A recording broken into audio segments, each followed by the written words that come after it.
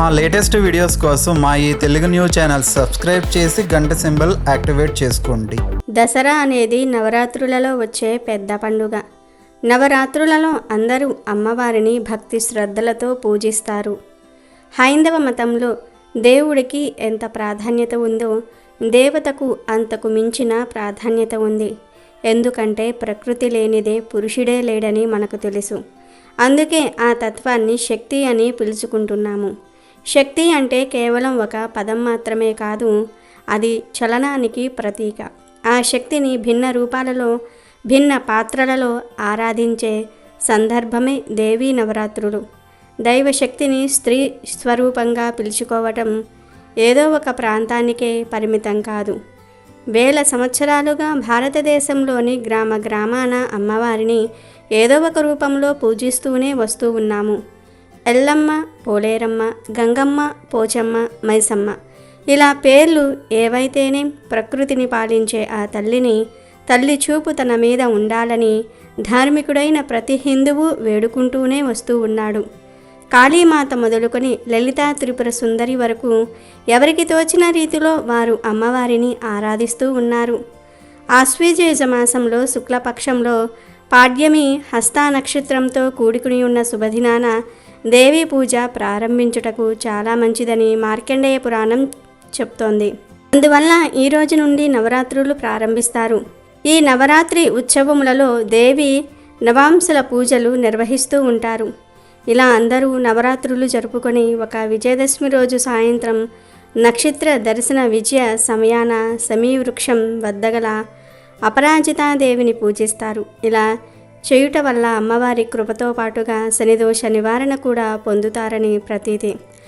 ఈ జగన్మాత మానవులను మానవులుగా తీర్చిదిద్ది మాయ లేకుండా వర్తింపచేసి తల్లిగా లాలించి తండ్రిగా పోషించి గురువుగా ప్రపంచ విలువలను చాటి చెప్పే శక్తి ఆ జగన్మాతకే సాధ్యము. అయితే దసరాలోపు ఈ 6 వస్తువులలో ఏ ఒక్కటి ఇంటికి తెచ్చుకున్నా కనీ విని ఎరుగని అదృష్టం లభిస్తుంది. అంతులేని ఐశ్వర్యం వస్తుంది.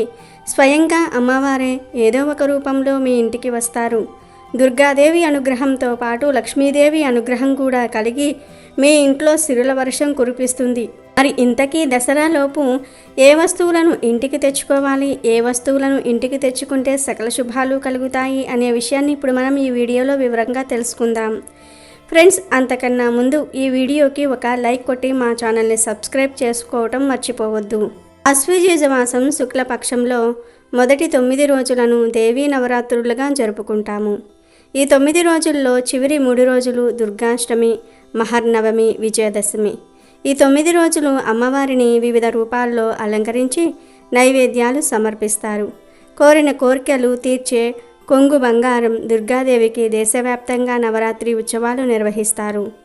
ఇంకో ప్రాంతంలో ఇంకో విధంగా అమ్మవారిని పూజిస్తారు. కొన్ని ప్రాంతాలలో విగ్రహాలు ఏర్పాటు చేసి డప్పులు వాయిద్యాల నడుమ అమ్మవారికి ఉత్సవాలు జరుపుతూ ఉంటారు. నవరాత్రి పదంలో నవ శబ్దం 9 సంఖ్యను సూచిస్తుంది. నవరాత్రులను నవ అహోరాత్రులు అనే ధార్మిక గ్రంథాలు వివరిస్తూ ఉన్నాయి. అంటే 9 పగళ్ళు 9 రాత్రులు నిర్వర్తించే దేవీ పూజకు ఒక ప్రత్యేక విధానం ఉంది. ఆశ్వయుజ శుక్లపక్ష పాడ్యమి తిథి నుండి దశమి వరకు 9 రాత్రులు 9 పగళ్ళు అమ్మవారిని పూజించటం ప్రశస్తంగా చెప్పబడుతోంది. దీనినే శరన్నవరాత్రులు లేదా దేవీ నవరాత్రులు అంటారు. నవరాత్రి వాస్తవానికి ఋతువుల సంధికాలం. ఇక దసరా పండుగ వచ్చేలోపు ఈ వస్తువులలో నుండి ఏ ఒక్క వస్తువును మన ఇంటికి తెచ్చుకుంటే కనీ విని ఎరుగని అదృష్టం వస్తుంది. అంతులేని ఐశ్వర్యం లభిస్తుంది. అమ్మవారు ఏదో ఒక రూపంలో మీ ఇంటికి వస్తారని శాస్త్ర పండితులు చెప్తూ ఉన్నారు. మరి దసరాలోపు ఇంటికి తెచ్చుకోవలసిన ఆ వస్తువులలో మొదటి వస్తువు దక్షిణావృత శంఖం. దసరాలోపు ఒక దక్షిణావృత శంఖాన్ని ఇంటికి తెచ్చుకుంటే అదృష్టము ఐశ్వర్యము కలుగుతుందని పండితులు చెప్తూ ఉన్నారు. దక్షిణావృత శంఖం ఎంతో ప్రత్యేకమైనది. దీనిని దసరాలోపు ఇంటికి తెచ్చుకొని పూజగదిలో పెట్టుకుంటే దుర్గాదేవితో పాటు లక్ష్మీదేవి కూడా ప్రసన్నమవుతుంది. మీరు ధనవంతులుగా మారిపోతారు. కావున మీరు కూడా దసరాలోపు లేదా దసరా రోజు ఒక దక్షిణావృత శంఖాన్ని తెచ్చుకొని పూజగదిలో పెట్టుకుంటే అమ్మవారి అనుగ్రహం కలుగుతుంది. ఇక రెండవది గోవు బొమ్మ. ఎవరైనా సరే దసరాలోపు ఒక గోవు బొమ్మను తెచ్చుకుని పూజ గదిలో పెట్టి ఉంచితే కోరిన కోరికలు నెరవేరుతాయి. గోవు అంటే సాక్షాత్తు అమ్మవారి స్వరూపం. ఎవరైతే దసరాలోపు గోవు బొమ్మను ఇంటికి తెచ్చుకుంటారో వారికి సకల సంపదలు సిద్ధిస్తాయి. అలాగే దసరాలోపు పసుపు గవ్వలను ఇంటికి తెచ్చుకుంటే అమ్మవారు ఏదో ఒక రూపంలో మీ ఇంటికి వస్తారు. గవ్వలంటే లక్ష్మీదేవికి చాలా ఇష్టం. లక్ష్మీదేవి సముద్రం నుండి పుట్టింది. ఆ సముద్రం నుండే గవ్వలు కూడా పుట్టాయి కాబట్టి గవ్వలను లక్ష్మీదేవికి సోదరులుగా భావిస్తారు. పూర్వపు రోజుల్లో గవ్వలనే డబ్బులులాగా వినియోగించేవారు. ఆ రోజులలో ఎవరి దగ్గర ఎన్ని ఎక్కువ గవ్వలు ఉంటే అంత గొప్ప ధనవంతులుగా పరిగణించేవారు.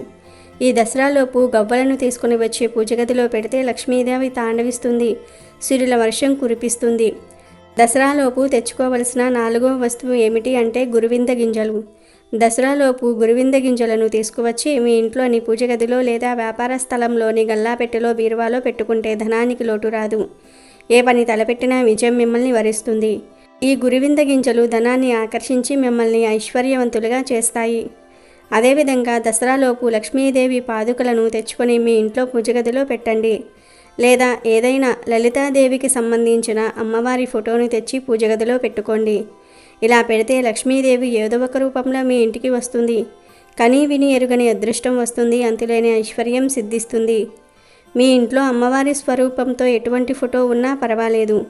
లేదు అనుకుంటే లలితాదేవి స్వరూపంలో ఉన్నటువంటి లక్ష్మీవారి ఫోటోని తెచ్చుకొని మీ పూజగదిలో పెట్టుకొని ఈ నవరాత్రుల్లో పూజించుకుంటే ఆ తల్లి అనుగ్రహం మీకు తరతరాలకు ఉంటుంది.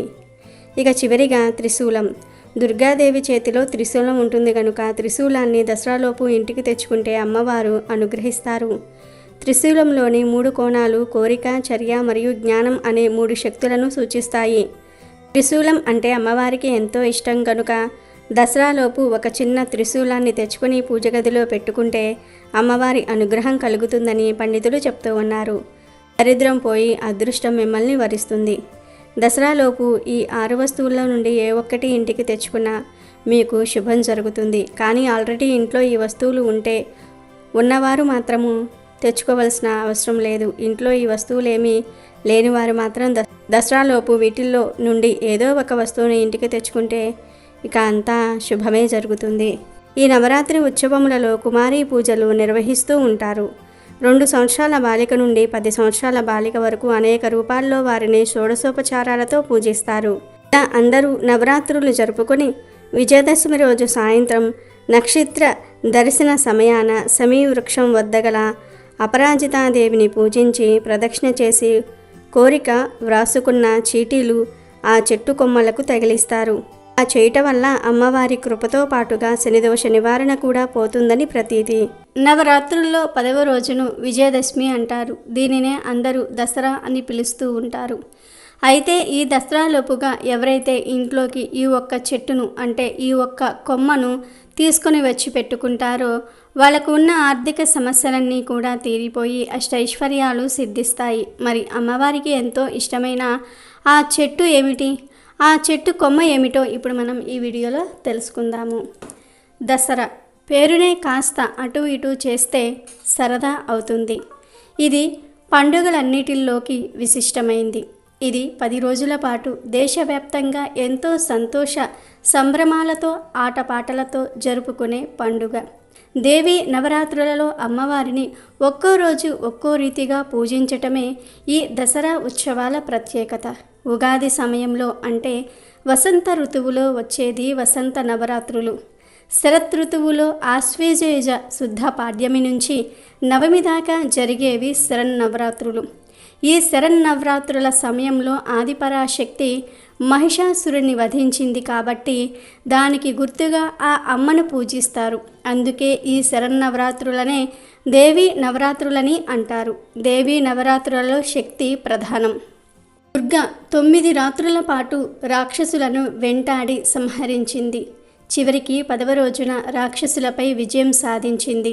దానికి గుర్తుగా 10వ రోజున విజయదశమిని దేవతలు భక్తులు అత్యంత వైభవంగా జరుపుకున్నారు. అదే ప్రాచీన కాలం నుంచి ఆనవాయితీగా కొనసాగుతోంది. ఇక్కడ మనం గుర్తించాల్సిందేమిటంటే మనలోని దుర్గణాలే రాక్షసులు. మనలోని దైవాంశే ఆ మహాశక్తి. ఆ శక్తిని గుర్తించి ఆరాధించి తద్వారా మనలో ఉండే దుర్గుణాలను తొలగించమని వేడుకోవటమే దుర్గా నవరాత్రుల పూజలోని అంతరార్థం. నవ రాత్రులలో నవ అంటే నూతనమైనది, కొత్తది అని, రాత్రి అంటే జ్ఞానము అని అర్థం. నూతన జ్ఞానాన్ని ప్రసాదించే రోజులే నవరాత్రులు. వాటిని ప్రసాదించే తల్లియే దుర్గాదేవి. ఆమె ఆది పరాశక్తి, సరస్వతి, లక్ష్మీదేవి. అందుకే మిగతా పండుగల్లో లాగా కాకుండా దసరా వేడుకల్లో ఒక్కో రోజు ఆ శక్తిని ఒక్కో రూపంలో ధ్యానించి పూజించి ఆమె కృపకు పాత్రులు కావాలి. నవరాత్రులలో సాధారణంగా దేవీ భక్తులు ఉపవాస వ్రతాలు చేస్తారు. కొందరు జంతు బలులు చేసేవారు కూడా ఉన్నారు. కానీ ఇక్కడ గమనించాల్సిన విషయం ఒకటి ఉంటుంది. మనలో కూడా జంతువులు, కొన్ని అతి క్రూర జంతువులున్నాయి. అవే కామ, క్రోధ, మోహ, మద, మత్సర్యాలు. ఆదిశక్తి బలి కోరేది ఈ క్రూర జంతువులనే. అంతేగాని నోరు లేని అమాయకపు జంతువులైన మేకలు, గొర్రెలు, పొట్టేళ్ళు కావు. దీనిని అందరూ గుర్తించి నడుచుకోవటమే విజయదశమి. ఈ 9 రోజులలో శస్త్ర అస్త్రములను పూజించి చివరి రోజున దేవిని ఏనుగుపై పల్లకిలో ఉంచి ఊరేగించాలని భవిష్యత్ పురాణంలో వర్ణించి ఉంది. నవరాత్రులు గడిచాకే విజయదశమి పర్వదినం జరుపుకోవాలి. ఇది సరిగ్గా ఆశ్వయుజ శుక్ల దశమి నాడు జరుపుకోవాలి. ఆశ్వయుజ శుక్ల దశమి నాటి సాయంత్రం సంధ్యాకాలమనే విజయకాలం అంటారు. ఇది సర్వకార్య సాధకమైన సమయం. ఈ దశమి దినం శ్రవణ నక్షత్రంతో కలిసి ఉండాలన్నది పెద్దల నిర్ణయం. ఈ విజయదశమి పుణ్యదినాన ప్రజలంతా చేరి ఊరిలో ఈశాన్య దిక్కున ఉండే శమీ వృక్షం అనగా జమ్మి చెట్టు ప్రదేశానికి వెళ్తారు. అక్కడ జమ్మి వృక్షానికి పూజ చేస్తారు. శమీ శమయతే పాపం శమీ శత్రు వినాశిని, అర్జునస్య ధనుర్ధారి రామస్య ప్రియవాధిని, శమీ శమయతే పాపం శమీ లోహిత కంటక, దారిద్ర్యార్జున బాణానాం రామస్య ప్రియవాధిని, కరిష్యమాన యత్రాయం యదాకాలం సుఖమయా తత్ర నిర్విఘ్న కర్తృత్వం భవ శ్రీరామ పూజితే. ఇలా శమీ వృక్షానికి పూజ చేస్తారు. ఇప్పుడు మనం చెప్పుకున్న మంత్రానికి అర్థం చూద్దాం. శమీ వృక్షం అనేది పాపాన్ని నశింపచేసేది, శత్రువులను నాశనం చేస్తుంది. ఇది నాడు అర్జునుని ధనువును కలిగి ఉంది. శ్రీరాముడికి ప్రియాన్ని కలిగించింది. యాత్రార్థులకు సౌఖ్యాన్ని ఇస్తుంది. పనులన్నిటినీ కూడా నిర్విఘ్నంగా కొనసాగేలాగా చేస్తుంది. ఈ శమీ పూజకే వెళ్ళేటప్పుడు గ్రామ లేదా పుర ప్రజలు సీమోల్లంఘన చెయ్యాలి. అంటే ఊరి పొలిమేరలు దాటి తిరిగి వెనక్కి రావటం అన్నమాట. ఇందులో అంతరార్థం ఏమిటి అంటే సీమ అంటే పొలిమేర లేదా హద్దు. హద్దు అనేది సాధారణంగా శత్రువులు, మిత్రులు అనే అంశం వచ్చినప్పుడు వారి ఇరువురి మధ్య కొన్ని హద్దులు ఏర్పడతాయి. వాటిని తుడిచివేసి శత్రువులు సైతం పాత కక్షలు మర్చిపోయి అందరూ మిత్రుల్లాగానే ఉండిపోవాలనేదే సీమోల్లంఘన. త్రేతాయుగంలో శ్రీరాముడు, ద్వాపర యుగంలో పాండవులు, అందున అర్జునుడు ముఖ్యంగా శమీ వృక్ష పూజ చేసి విజయభేరిని మోగించి శత్రునాశనం చేశారన్నది తెలుస్తోంది. శ్రీరాముడికి సంబంధించి ఒక కథ వాడుకలో ఉంది. అదేంటంటే శ్రీరాముడు రావణాసురుని 10 తలలను చూసి భీతిల్లి నిద్రించిన శక్తిని అనగా దేవిని పూజించగా ఆమె మేల్కొని శ్రీరాముని పూజలందుకొని శ్రీరామునికి విజయాన్ని కలగజేసింది. శ్రీరాముడు శక్తిని మేల్కొల్పిన సమయము ఆశ్వయుజ శుక్ల పాడ్యమే. నాటి నుంచి 10వ రోజు శ్రీరాముడు సంపూర్ణ విజయాన్ని పొంది పుష్పక విమానము ఎక్కి అయోధ్యకు బయలుదేరాడు. అలా బయలుదేరే ముందు శమీ వృక్షాన్ని పూజించాడు. అందువలనే నవరాత్రి ఉత్సవాలను జరిపి విజయదశమి నాడు అందరూ కూడా శమీ పూజ చేయటం అనేది ఆనవాయితీగా వస్తుంది. ఇక మహాభారత పరంగా కథ ఏమిటంటే పాండవులు అజ్ఞాతవాసం చేయాలని సంకల్పించుకున్నప్పుడు తమ ఆయుధాలను జాగ్రత్తగా దాచి ఉంచటమెలా అనే ఆలోచన వచ్చినప్పుడు శ్రీకృష్ణుని సలహా మీద మారువేషాలు ధరించి ఈ జమ్మి చెట్టు మీద దాచిపెట్టి విరాటరాజు కొలువు చేరారు. అజ్ఞాతవాసం ముగిసే సమయాన ఉత్తర గోగ్రహణ కాలము సంభవించింది. ఉత్తరుని సహాయముతో అర్జునుడు శమీ వృక్షాన్ని దరిచేరి పూజించి తాము దాచి ఉంచిన ధనుస్సును, బాణాలను తీసుకుని శత్రువులపై రణభేరి మోగించి విజయుడైనాడు. ఈ కారణంగా కూడా శమీ వృక్ష పూజ అనేది అత్యంత ప్రాధాన్యతను సంతరించుకుంటుంది. ఇక ఇంతటి విశిష్టత కలిగిన శమీ వృక్షం యొక్క కొమ్మను దసరా లోపు లేదా దసరా రోజు సేకరించి తెచ్చుకొని ఇంటి గుమ్మానికి కట్టుకోండి. ఇలా కట్టడం వలన అమ్మవారి అనుగ్రహం కలుగుతుంది. శత్రు పీడలు, రోగ బాధలు పటాపంచలైపోతాయి. ఇక మీ ఇంటికి తిరిగనేదే ఉండదు. మరి ఈ కొమ్మను ఎలా కట్టాలంటే డైరెక్ట్గా గుమ్మం పైన కట్టకూడదు. ముందుగా ఒక జమ్మి చెట్టు రెమ్మను సేకరించి తెచ్చుకోండి. ఆ రెమ్మను సేకరించే ముందు చెట్టుకు ఒక్కసారి నమస్కారం చెయ్యండి. ఇలా తెచ్చిన కొమ్మను ఒక ఎర్రటి రంగు వస్త్రంలో పెట్టి దానిలోనే కొంచెం అంటే ఒక 2 స్పూన్ల గల్లులుప్పు వేసి మూట కట్టండి. ఆ తర్వాత ఈ మూటను మీ ఇంటి మెయిన్ డోర్ బయట ఈ మూటను కట్టివేయండి. ఎవ్వరూ చూడకుండా రహస్యంగా కట్టండి. ఇలా దసరాలోపు లేదా దసరా రోజు ఎప్పుడైనా సరే ఈ పరిహారం చేసుకోవచ్చు. ఇలా జమ్మి కొమ్మను మెయిన్ డోర్ దగ్గర కట్టడం వలన ముఖ్యంగా శత్రువులు పోతారు, పేరు ప్రఖ్యాతలు పెరుగుతాయి, గ్రహదోషాలు కూడా పోతాయి, ధనలాభం కలుగుతుంది, మీ ఇంటికి మంచి జరుగుతుంది. కనుక తప్పకుండా ప్రతి ఒక్కరూ కూడా దసరాలోపు లేదా దసరా రోజు జమ్మి చెట్టును లేదా జమ్మి కొమ్మను తెచ్చుకొని ఇప్పుడు మనం చెప్పుకున్న విధంగా చేసి సకల శుభాలను పొంది సంతోషంగా జీవించండి. సకల ఐశ్వర్యాలను కూడా పొందండి. అమెజాన్లో బెస్ట్ డిస్కౌంట్స్ కోసం వీడియో డిస్క్రిప్షన్లో లింకు ఉంది, చూడండి. అలాగే మా టెలిగ్రామ్ ఛానల్ సబ్స్క్రైబ్ చేసుకోండి.